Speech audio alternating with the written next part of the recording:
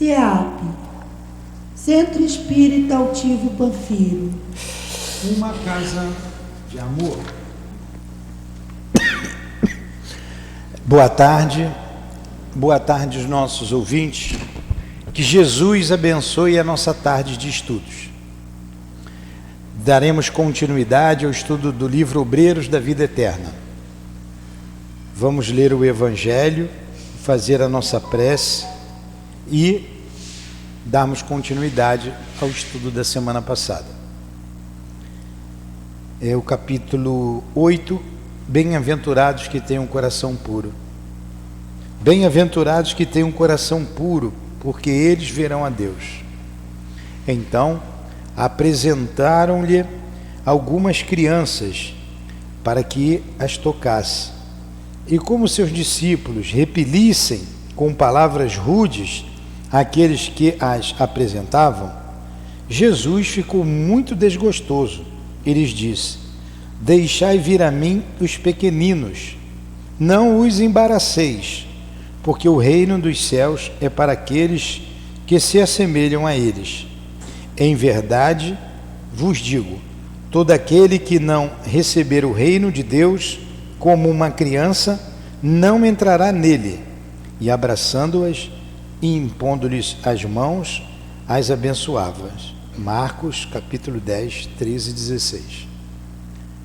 Querido Jesus, nos reunimos em Teu nome, em nome de Deus, em nossa casa de amor, para estudarmos a doutrina espírita e hoje as obras do nosso irmão Francisco Cândido Xavier, o nosso irmão Chico, e com ele o Espírito André Luiz, que escreveu estas mensagens que precisamos compreendê-las para o nosso crescimento. Ajuda-nos, permita que esses irmãos nos inspirem, bem como os guias da nossa casa, o nosso altivo, com a coluna de espíritos que sustenta o SEAP. Em nome desses irmãos queridos, em nome do amor, do nosso amor, do Teu amor, Jesus, mas acima de tudo, em nome do amor de Deus, nosso Pai, é que damos por iniciados os estudos da tarde de hoje. Que assim seja.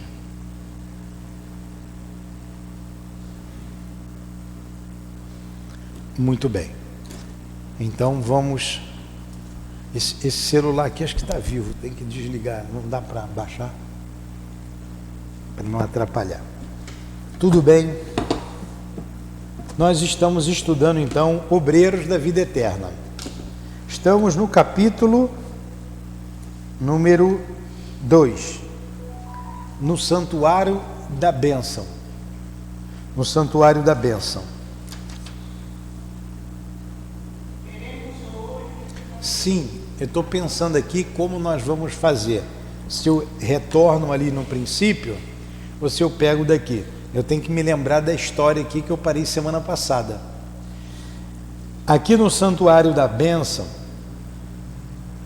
é um ambiente, eu tenho que ir devagar para eu me lembrar, é um ambiente, um local, aonde se reúnem os espíritos para estudos, e sempre ali vão aqueles que vêm em missão aqui na Terra. E tem um guia responsável por esse estudo. Tem um guia responsável. Ele atende ali no máximo 20 espíritos.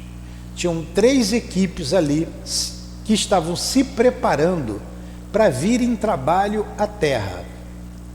Uma equipe queria, eu não vou lembrar dos nomes, mas chefiada por uma mulher Simplónia é um nome diferente, né? Que viria trabalhar junto de um asilo de crianças que estavam num orfanato, num asilo não, me perdoe, num orfanato, e crianças abandonadas pelos pais. Vinha uma equipe de 6 espíritos.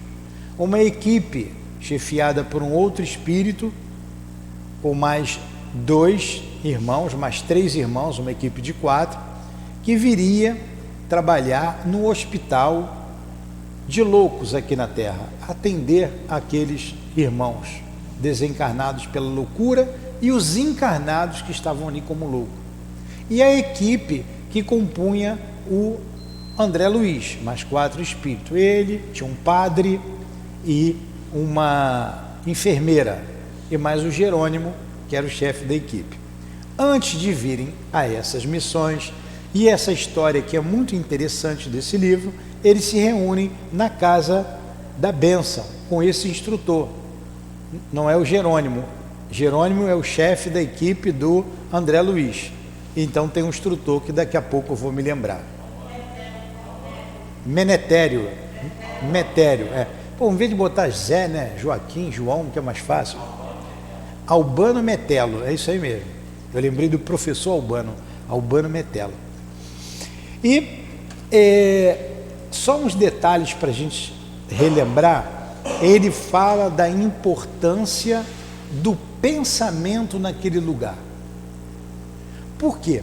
Os espíritos desencarnados chegavam lá com a mesma falta de educação aqui da Terra, pensando de qualquer maneira, falando assuntos que não eram pertinentes, e foi proibida esse tipo de comportamento naquele templo, ao ponto de eles colocarem aparelhos que detectavam pensamentos de baixo teor e eles não podiam entrar. Que vergonha, hein?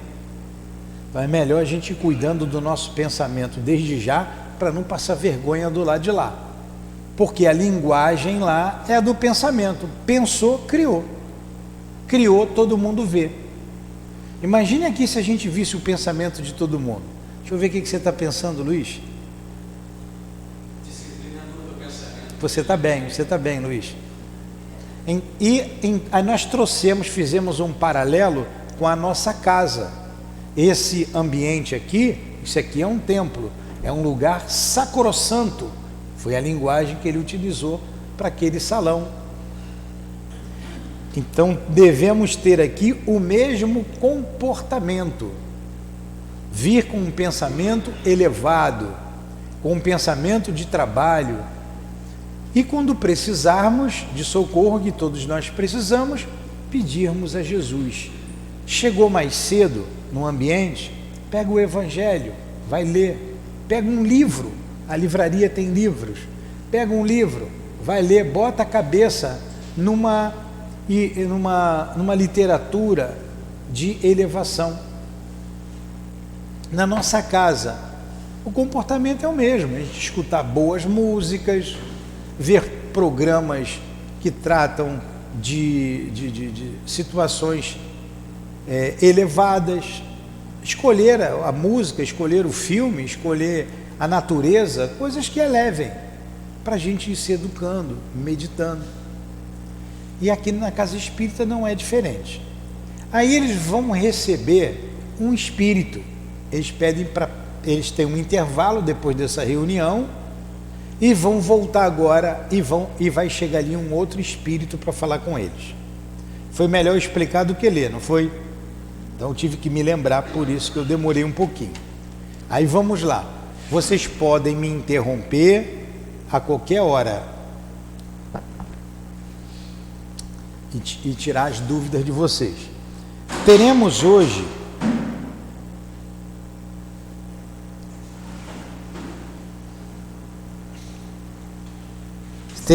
hoje, conforme notificação recebida há vários dias, a visita de um mensageiro de alta expressão hierárquica. Isso ali lá no plano espiritual. Vai vir um mensageiro, vai vir um espírito de alta elevação hierárquica. Contudo, antes desse acontecimento excepcional, dispomos ainda de algum tempo, considerando o preito de amor que devemos aos que nos orientam no plano superior, do plano superior, não convém emitir a nossa invocação de bênçãos, nem antes, nem depois do horário estabelecido, Estejam, pois, à vontade os cooperadores. Então, esse grupo de 20 espíritos que estava sob a direção do Albano, qual é o sobrenome dele? Metelo, iriam aguardar a vinda desse espírito elevado. E na hora, tinha a hora para chegar e hora para sair, nem antes nem depois. Daí a nossa disciplina com horário. A gente precisa ter disciplina com horário. A gente atrasou aqui 5 minutos, mas não foi da nossa vontade. Tivemos que atender um caso de emergência. A Dilane está lá com outros médios ali atendendo uma emergência. Então, eles levam em consideração tudo isso, mas tudo tem hora para começar e hora para terminar. Ali na nossa casa, lá nos fundos, lá na pedra, que tem uma pedra imensa, ali tem uma prisão. Ali tem uma prisão. Lá no Leão Denis era lá embaixo, né? Ali tem uma prisão. E os espíritos que estão presos são espíritos que perderam a sua liberdade porque estavam abusando dessa liberdade. A lei cerceou. E eles são obrigados a estudar. São obrigados a ouvir o Evangelho todos os dias.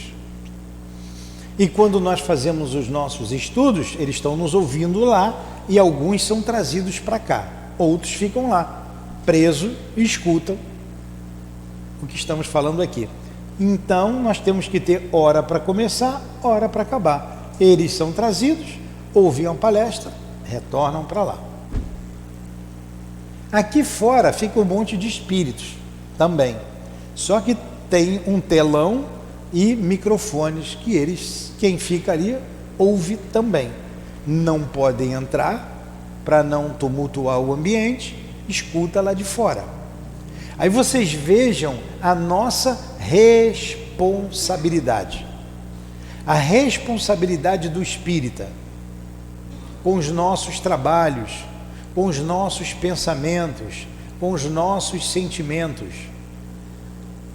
A nossa disciplina, responsabilidade, disciplina e amor. Tem que unir essas 3 virtudes, porque senão podemos ser pegos de surpresa ali fora, ou até mesmo aqui dentro. Se a gente abrir brecha, invadirão a casa e a gente perde a casa. As pessoas ficam aqui dentro enlouquecidas. Por isso, a nossa disciplina. O Chico, o Emmanuel disse para ele, né? Disciplina, disciplina e disciplina. Claro, sempre o amor. Aqui na nossa casa é diferente. É disciplina, disciplina, disciplina, disciplina, disciplina, disciplina, disciplina, depois o amor.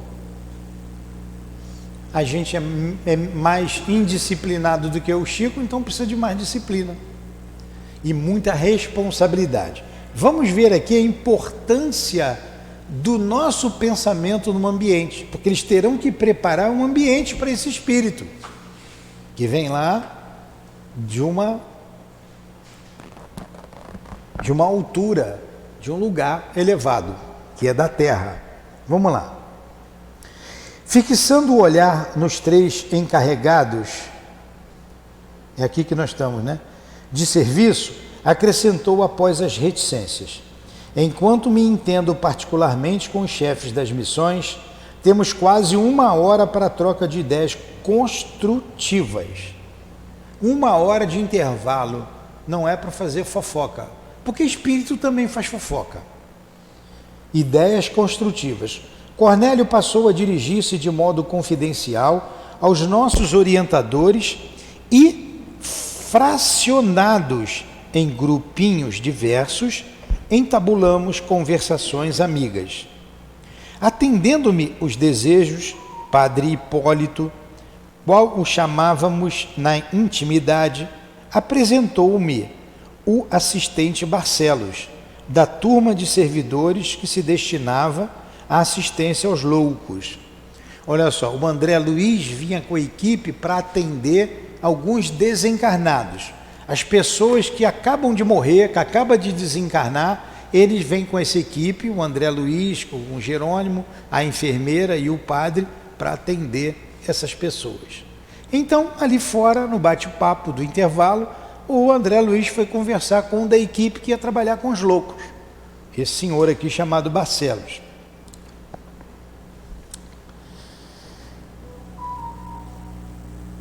Fora ele dedicado professor no círculo carnal e interessava-se carinhosamente pela psiquiatria sob novo prisma. Então, como encarnado, ele tinha uma visão da psiquiatria. Como desencarnado, um novo prisma, uma visão diferente. Acolheu-me com fidalgo tratamento, educação, né? Fidalguia. E após as primeiras saudações, perguntou o bondoso: você que está vindo pela primeira vez à casa, a gente está falando aqui de um trabalho no mundo espiritual. Tá? Como é que é seu nome? Você que está com a sua avó. É. Leandra. Leane. Velho fica surdo, eu estou ficando meio surdo. É Leane. Então, Leane, a gente está falando aqui de um trabalho no mundo espiritual. São espíritos. O espírito nada mais é do que gente, como a gente, sem o corpo físico. A vida continua. É a primeira vez que integra uma expedição socorrista? Né? Ele perguntou. Aí responde o André Luiz: de fato, é a primeira. Tenho acompanhado diversas missões de auxílio na crosta, mas na condição do estudante com reduzidas possibilidades de cooperação. Agora, porém, o assistente Jerônimo aceitou-me o concurso e sigo alegremente. Então o André Luiz está vindo numa primeira vez como médico, porque ele foi médico aqui na Terra. Nas primeiras obras que nós estudamos aqui, no livro Nosso Lar, depois Os Mensageiros, depois, qual é o outro livro? Nosso Lar tem uma sequência, Os Mensageiros e Missionários da Luz. Ele estava ali como aprendiz, agora ele vem compondo uma equipe de trabalhadores.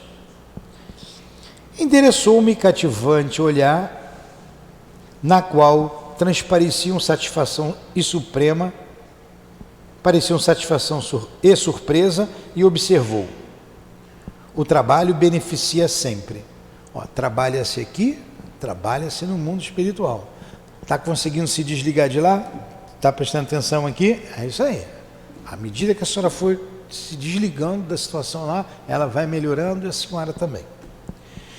Seguindo expedições de socorro, como aprendiz, tive ensejo de visitar por mais de uma vez 2 antigos e grandes sanatórios de alienados do nosso país e vi de perto a extensão dos serviços reservados aos servos de boa vontade nessas casas de punição, de purificação e dor. As atividades de enfermagem aí são, a meu ver, das mais meritórias. Olha quanta ajuda a gente recebe do mundo espiritual e a gente nem se dá conta. Um grupo vai no sanatório, outro grupo vai ver quem desencarnou para socorrer, outro grupo vai ver os órfãos do orfanato. Tem grupos que não estão aqui, grupos que assistem aos enfermos, que assistem aos hospitais, que assistem à nossa casa, que assistem o nosso lar. Todo um trabalho anônimo e que a misericórdia de Deus permite. E ai de nós, se não fossem esses socorristas, abnegados espíritos, amigos, anônimos, porque a gente não vê. E se a gente sintonizar com eles através de uma prece, pelo menos ao acordar, a gente vai ter um dia de amparo. E ao deitar, a gente vai ter uma noite de sono sob o amparo deles. A importância da oração. Continua aqui. Vocês estão bem? Está tudo bem? Está todo mundo com cara de defunto hoje, por quê? Atento a mim? Então tá bom. Atento ao estudo, né? Ao estudo. Vamos lá. Inegavelmente, concordou ele, prezando-me a atenção. A loucura é um campo doloroso de redenção humana. Tenho motivos particulares para consagrar-me a esse setor da medicina espiritual e asseguro-lhe que dificilmente encontraríamos noutra parte tantos dramas angustiosos e problemas tão complexos. A loucura é uma coisa muito complexa mesmo. Quem já lidou, tá certo? Lidou, né? Com louco, sabe quanto é difícil. Como é difícil um problema como esse aqui, né? Que a gente está tendo. Imagine-se agravando a situação. E tem colhido muitos frutos novos decorrentes do seu esforço? Perguntei curioso. Sim, venho arquivando confortadoras ilações nesse sentido, concluindo que, com exceção de raríssimos casos, todas as anomalias de ordem mental se derivam dos desequilíbrios da alma. Ó. De novo, com exceção de raríssimos casos, todas as anomalias de ordem mental se derivam dos desequilíbrios da alma. Estamos longe de contar com um número suficiente de servidores treinados para socorrer eficazmente os encarcerados na cadeia das obsessões terríveis e amargurosas. Olha só, é um problema de desequilíbrio da alma forçado pelas obsessões. Tem que se ter muito cuidado, que pode ser, se deixar passar mais tempo, pode ser irreversível. E a senhora sabe muito bem disso. Pode ser irreversível. Os espíritos podem e levam a loucura, pode nos levar à loucura, e levam. Ele está dizendo, são poucos os espíritos especializados nesse trabalho, porque a seara é imensa, mas os ceareiros são poucos. A seara é o campo de trabalho, os ceareiros são os trabalhadores. Vide aqui na nossa casa, somos pouquíssimos trabalhadores, em todos os setores. Se a gente for para o setor da desobsessão ou da cura, menos ainda. E todos nós aprendizes. Nós não temos a especialização nesse tipo de socorro. A Dona Ivone nos aconselhou a fazer isso. Ela nos aconselhou a nos especializarmos nesse tipo de socorro obsessivo. Alguns de nós temos estudado, eu tenho relembrado, estudado algumas obras, inclusive as obras dela. Quinta-feira a gente estuda aqui Dramas da Obsessão. É um tratado de desobsessão ali. O livro Nas Fronteiras da Loucura, do Divaldo, que nós estudaremos aqui no Carnaval, as primeiras páginas ali do Dr. Bezerra, é um tratado. E Nas Fronteiras da Loucura, eu disse hoje aqui de manhã para o grupo, logo na primeira frase, o primeiro parágrafo, e a primeira frase do livro ali, ele diz assim: é muito tênue, quer dizer, finos, é muito tênue a linha demarcatória entre a sanidade e a loucura. É muito tênue a linha demarcatória entre a sanidade e a loucura. Normalmente a gente sai de um estágio para outro muito rápido. E se você se demorar no estágio da loucura, fica mais difícil você voltar. Mais difícil fica. E ele diz mais ali com relação a uma obsessão. O Valdeci falou na aula, você estava aqui, todos nós somos obsidiados. E está com a razão. O Manuel Filomeno de Miranda fala, todos nós somos obsidiados. E eu quis dar uma atenuada, eu falei sediados. Sediado é melhor do que obsidiado. Todos nós somos. Por isso temos que prestar atenção no nosso pensamento, no nosso sentimento. Então ele está falando dos loucos aqui, ó, de novo. Estamos longe de contar com um número suficiente de servidores treinados para socorrer eficazmente, quer dizer, com eficácia, os encarcerados, meio com encarnado, na cadeia das obsessões terríveis e amargurosas. É tão grande a quantidade de doentes nesse particular que não sobra outro recurso além da resignação. Tem tanta gente louca que não tem outro recurso a não ser deixa ele se resignar com isso. Não dá tempo, não tem como cuidar de todo mundo. E a gente está vivendo aí uma pandemia disso aí, de loucura. Com o que o país está passando. Loucos com a política, loucos com as drogas, loucos com as bebidas alcoólicas, loucos com o sexo, loucos com os desvirtuamentos de toda a ordem que a gente tem vivido, a desestrutura familiar, os suicídios que vêm paulatinamente crescendo. Olha quanta dor. Ele está dizendo, não dá para socorrer todo mundo, a não ser ter que se resignar. O que é resignar? Resignar é sofrer sem reclamar. E isso vem de onde? De uma instabilidade da alma, de um desequilíbrio da alma, como ele colocou ali atrás.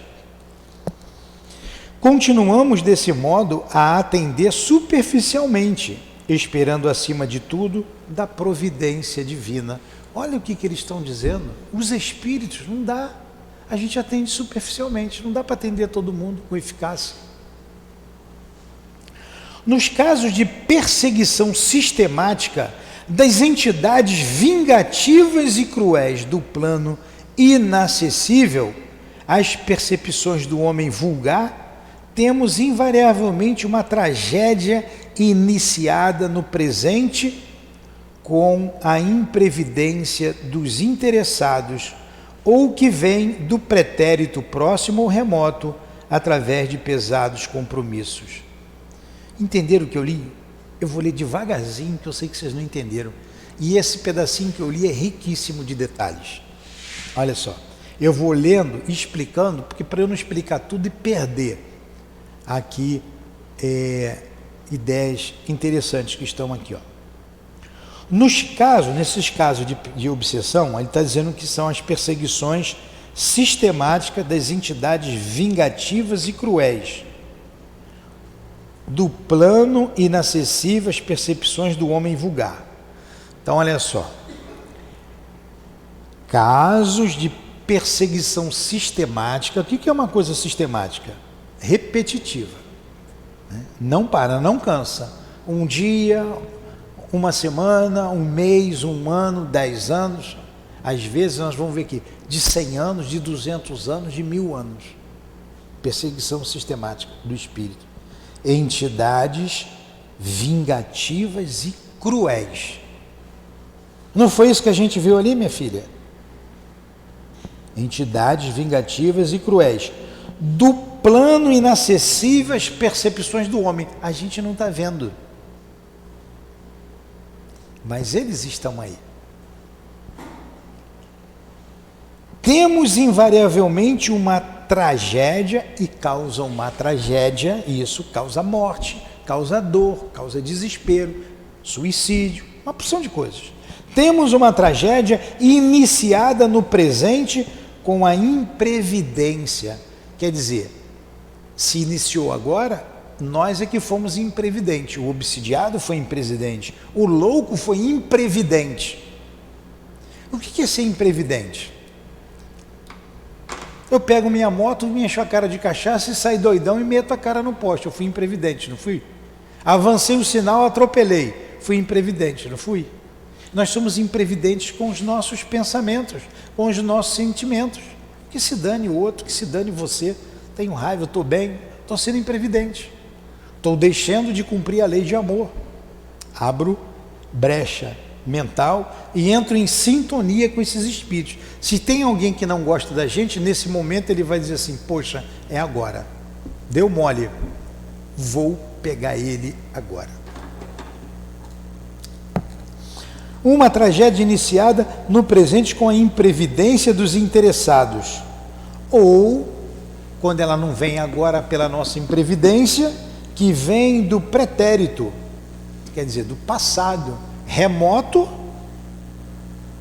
ou próximo. Remoto, um passado distante, ou um passado próximo, através de pesados compromissos.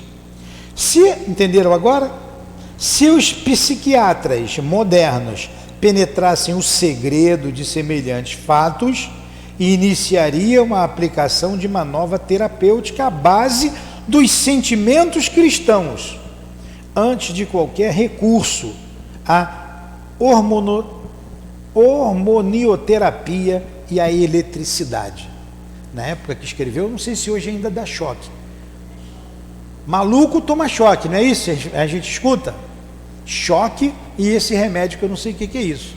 Se o psiquiatra soubesse que por trás daquela loucura existe um problema obsessivo, a terapia mudaria muito. Mas a medicina não tem essa visão. Ele vai dar um remédio. Ele vai dar um remédio para você tomar.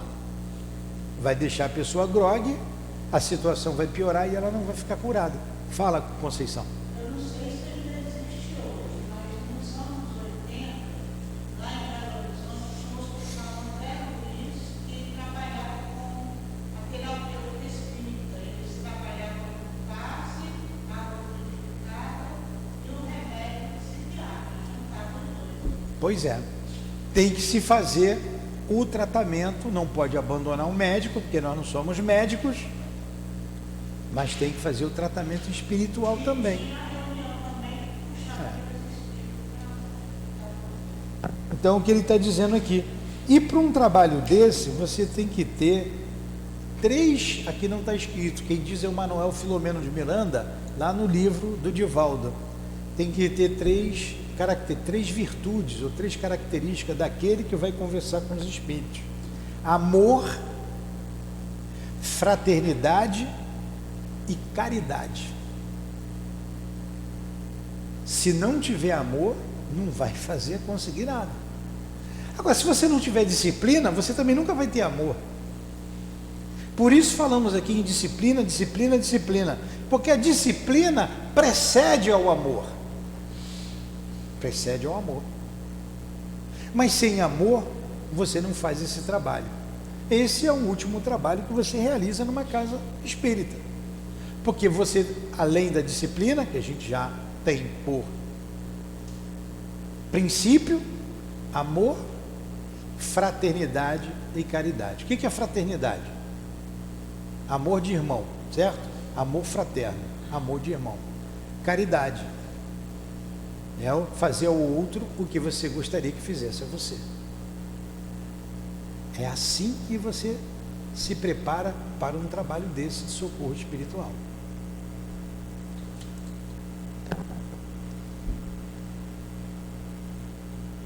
Recordei os serviços de assistência a obsidiados que acompanhara atentamente e aduzi.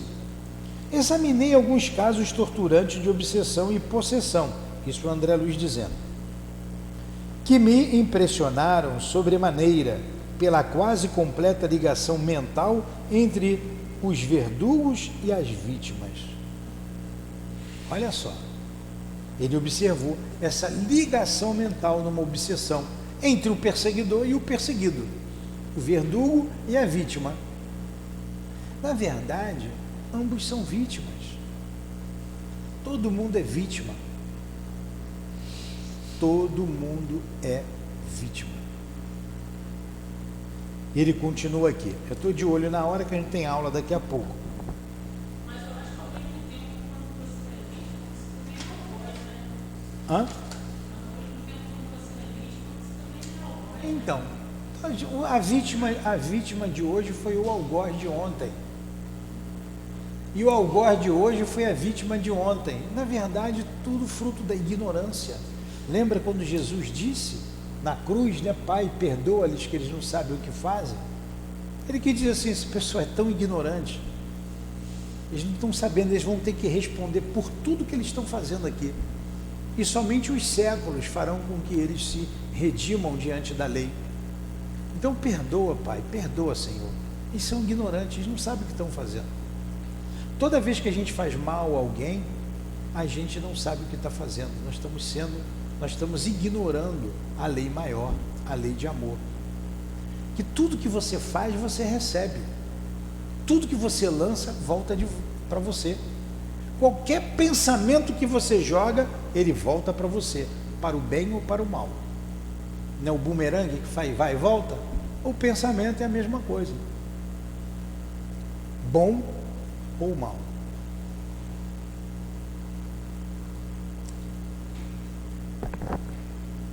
Barcelo esboçou o significativo gesto e acentuou: é a terrível história viva dos crimes cometidos em movimentação permanente. Os cúmplices e personagens desses dramas silenciosos e muita vez ignorado por outros homens, antecedendo os comparsas no caminho da morte, tornam amedrontados ao convívio dos seus em face das sinistras consequências com que se defrontam além do túmulo. Olha o que ele está dizendo aqui, é uma história terrível de crimes e que passa despercebido ao homem.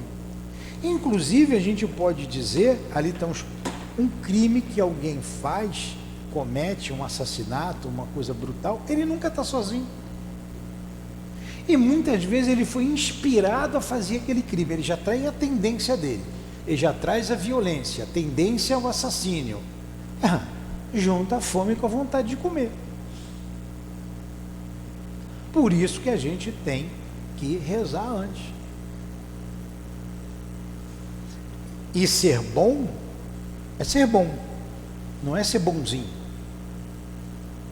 E Jesus, nem esse qualificativo ele aceitou, ele disse que bom era o Pai. Então vamos lá, para eu terminar esse parágrafo aqui. Agarram-se instintivamente à organização magnética dos companheiros encarnados ainda na crosta. Todos nós temos magnetismo. Magnetismo é força de atração. É só lembrar do ímã. O ímã atrai. Nós atraímos. O ímã não atrai um prego novinho? Atrai ou não atrai, Luiz? Acorda, Luiz. E se eu botar um prego enferrujado, atrai também? Putz, claro que atrai. Então atrai, o ímã atrai um prego novo e um prego enferrujado. Eu não estou chamando o espírito inferior de enferrujado não, tá? Mas a gente atrai tanto o espírito bom quanto o espírito ruim. O magnetismo, ele é neutro. O meu pensamento vai dar uma qualidade, tanto ao fluido quanto à força de atração. Esse toque para ele também é fluido. Então, é fluido, é tudo energia. Porque o magnetismo tanto atrai quanto repulsa. Se você quebra o ímã, você faz assim, ele não gruda, ele repulsa, não é? Você vê Jesus, o magnetismo que Jesus tinha, atraía a multidão, mas ele também repelia, tinha alguns que não gostavam dele. Então você vê esses grandes homens aí, com um magnetismo imenso. Quantas pessoas adoravam aquele político que já morreu, o Brizola? E quantos tinham ódio dele? Hitler atraiu uma multidão. Quantos tinham ódio dele? E então o magnetismo é força de atração e também é força de repulsão.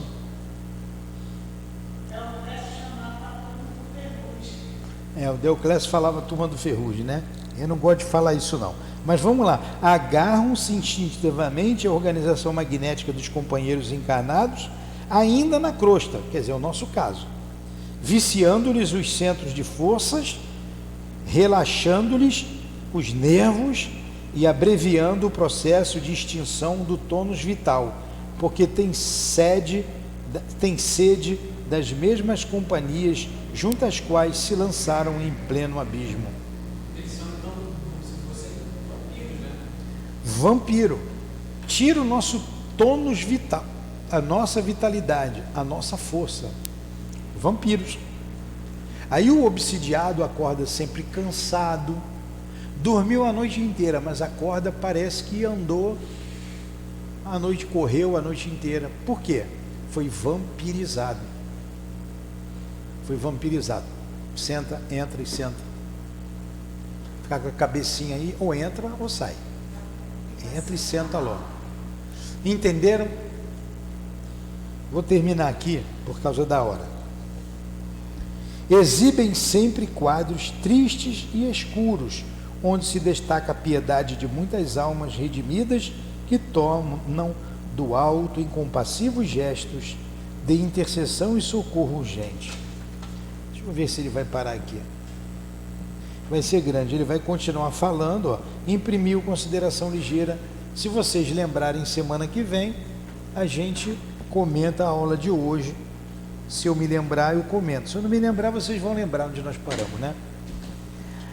Ele vai continuar conversando com esse espírito, sabendo um pouco mais dessa obsessão, dessa loucura. Depois ele vai conversar com alguém que vai lá no orfanato. E depois vai chegar o espírito lá dos páramos celestes, o Asclépios, olha o nome, esse nome eu guardei. Ele vai vir. E eles vão preparar o ambiente para receber esse espírito. E aí a importância do nosso pensamento. Eu tinha falado isso no início, mas não deu tempo da gente chegar até lá. Na próxima aula a gente chega. Então na próxima semana, no mesmo horário, continuaremos o estudo. Gostaram do estudo? Interessante, né? Interessante. Vamos fazer uma prece para terminar? Então agradecemos a Deus, agradecemos a Jesus, agradecemos aos guias aqui presentes, ao nosso altivo, aos espíritos guias da nossa casa, agradecemos ao nosso Chico, ao André Luiz. Muito obrigado por essas aulas, por essas instruções que servem para o nosso dia a dia. Rogamos por todos esses que sofrem a obsessão, os que fazem sofrer e os que sofrem. Rogamos por todos, Senhor, porque todos nós somos vítimas da nossa ignorância. Tende compaixão de nós, tende compaixão desses irmãos, os que aportaram hoje em nossa casa, sedentos de vingança, mas trazendo as marcas das suas dores. Que eles sejam aliviados, consolados, amparados em nossa casa de amor.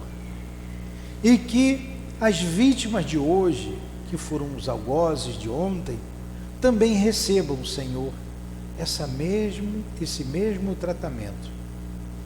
Que a tua misericórdia envolva a todos nós, aliviando as nossas dores, o peso desse imenso complexo que é a obsessão. Ajuda todos nós, envolva a nossa casa de amor, envolva os trabalhadores da nossa casa, e que seja então em teu nome, Jesus, que seja em nome de Deus acima de tudo, que seja em nome do amor, do nosso amor, Lourdinha, do amor desses espíritos guias aqui presentes, do Chico, do André Luiz, do nosso irmão altivo e demais irmãos e irmãs queridas. É que pedimos então a devida permissão, em nome desse amor, para encerrarmos os estudos e as reflexões da tarde e noite de hoje. Que assim seja.